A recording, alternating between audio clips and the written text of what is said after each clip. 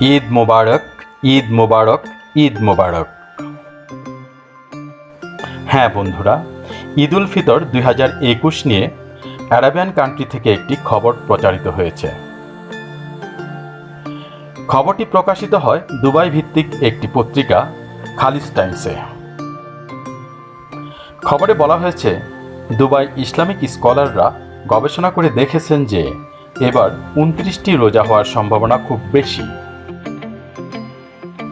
তাই তারা অ্যানাউন্স করেছেন যে 29 রোজা শেষে যে সর্বপ্রথম চাঁদ দেখবেন সে যেন কল করে দুবাই কোর্টে জানিয়ে দেন, আর দুবাই কোর্ট তদন্ত করে ঈদ ঘোষণা করবে। অর্থাৎ আরব কান্ট্রিতে আজ 11ই মে 29 রোজা শেষে চাঁদ দেখা গেলে আগামীকাল সেখানে ঈদ উদযাপিত হবে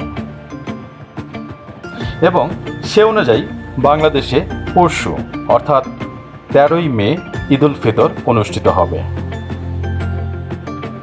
বন্ধুরা, ঈদ যেদিনই হোক আপনাদের সবাইকে অনেক অনেক শুভেচ্ছা ও ঈদ মোবারক।